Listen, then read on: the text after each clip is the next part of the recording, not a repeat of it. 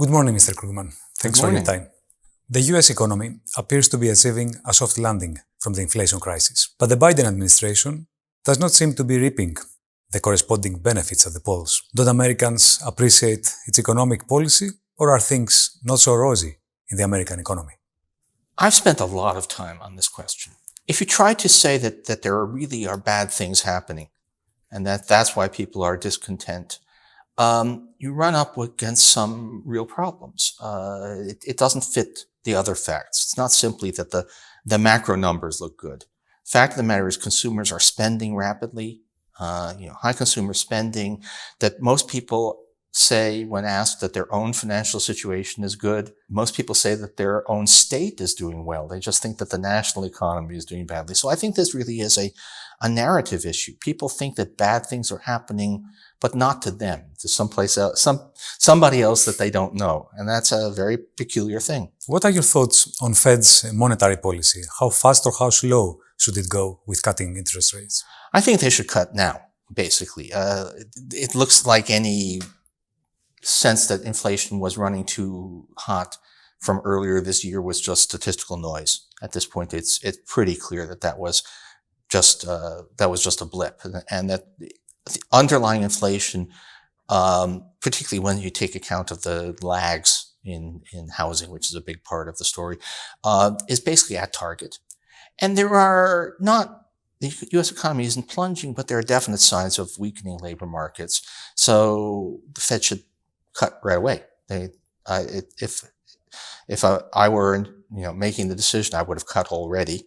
They would definitely cut next month. They probably won't do that, but I don't think there's any good case for keeping rates high. Any comments on U.S. dollar outlook?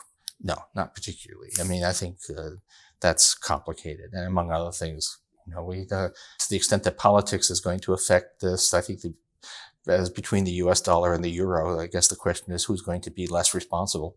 During the years of the crisis, you had expressed reservations as to whether Greece could remain in the Eurozone. Today, do you consider that its participation in the club of the developed economies of Europe rests on solid foundations? What might you have missed in your original estimation? Greece is not an underdeveloped economy.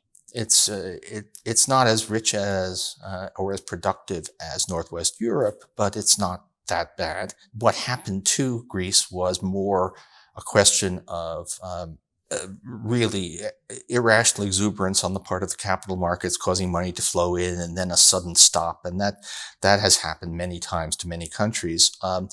It was the ability to respond to that was inhibited by the euro. And I thought that it was the case for Greek exit was pretty strong. And I have to admit, being surprised at what the Greek public was willing to put up with. I mean, this was many, many years of extreme suffering, which was arguably not necessary, although it was hard. Exiting the euro would have been technically extremely difficult. But it's not clear to me that Greece, at this point, that there's especially a Greek problem. The euro remains I would say, a premature exercise. Europe really wasn't ready for a single currency, but all right, here we are. You had made the point that states do not, in fact, have to repay their debts. If I understand correctly, you mean as long as they find ways to serve them and ultimately just maintain them. In this sense, would you say that the amount of debt is irrelevant? Well, debt is not completely irrelevant. First of all, it's conceivable that you can have a kind of bond buyer's strike that creates a crisis. Although, if you look for historical examples of that happening to a country that borrows in its own currency, they're very, very hard to find. France, 1926 is pretty much it. Mostly, I'm pretty close to the functional finance view, if readers have any idea what that's about, but it's the view that debt doesn't really matter particularly. That's just a number.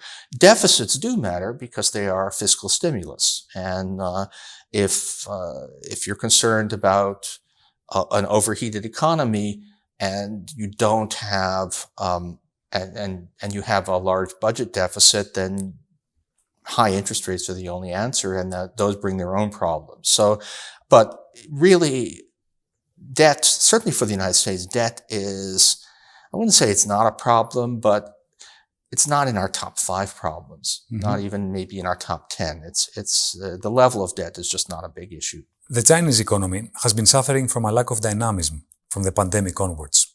Is this good or bad news for the West? China is not just the pandemic. The Chinese economic model has been clearly unsustainable for quite a while. China is a low consumption economy that requires very high rates of investment to maintain full employment, and those very high rates of investment have become increasingly unsustainable as China, with a shrinking working age population, as the technological catch-up with the West slows, and something needs to happen. And the Chinese have put this off for years and years. They inflated a massive real estate bubble that papered over the problem, but that's not sustainable either. Now, what eventually happens, I don't know. I mean, right now, the problem is not so much, the problem that we have for China is that at the moment, their strategy seems to be to export their way out of the problem, to run massive trade surpluses, to make up for the lack of domestic demand. And that's not going to happen. That's not acceptable. It's the social disruption that those exports would cause is just too great. So we can already see this is happening. The United States and Europe are imposing tariffs, and the Chinese are not going to be able to do this. And of course, the Western response is going to be itself a source of friction with China. So I worry about it. And just one last thing, what do authoritarian regimes that are failing at economic management do to distract people? And it doesn't take a lot to think about the Falkland Islands.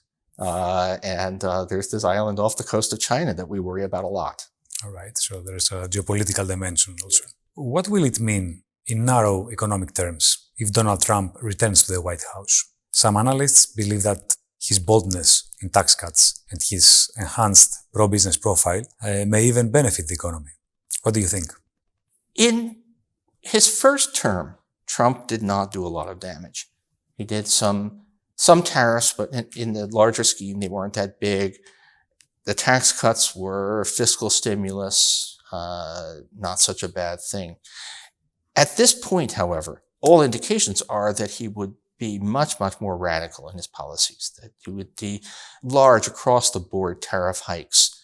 He's talking about trying to replace income taxes with tariff revenue, which is, among other things, mathematically impossible. He's going to, in the first administration, he had at least some people in his administration who were reasonably sensible and sort of put limits on, on what he could do. And in many ways, he governed as a conventional Republican, despite his rhetoric. That's not going to happen this time around. So, no, I think what we might be looking at for Trump 2 is something more like authoritarian developing countries, where the leader makes up his mind that economists are totally wrong about everything, and the way to fight, think Turkey, the way to fight inflation is to cut interest rates or something like that. And so I think it would be really, the chances are that the economic consequences of a second Trump term would be very negative. Any predictions for November? Do you think the recent debate was a catalyst for the electoral outcome in the USA?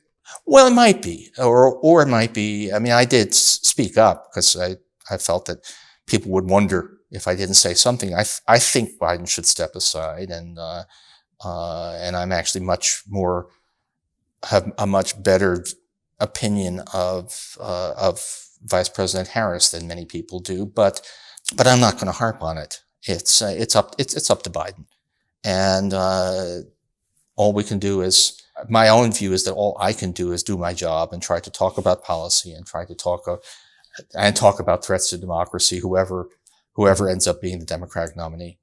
And the last point, how stable and safe is the global financial system 15 years after the 2008 crisis? We don't really know. is the answer. The kind of overarching lesson from 2008 was that it's what you think you know but don't that gets you. I don't see an obvious point of financial vulnerability, but I can tell you stories. Hedge funds, private equity, global exposures, other kinds of risk. I just remember very well that in 2008, all of us were saying, oh, banking, you can't have a 1930s style banking crisis because we have all of these restraints. And then all of a sudden was, oh, shadow banking. And people were wandering around the halls of the NBER, sort of muttering Diamond Dybvig, which is the model of a banking crisis, saying, oh my God, we're having a Diamond Dybvig crisis because we missed the fact that most of the banking system isn't banks. So is there something like that out there now? Quite possibly. Thank you, Mr. Krugman. Thank you.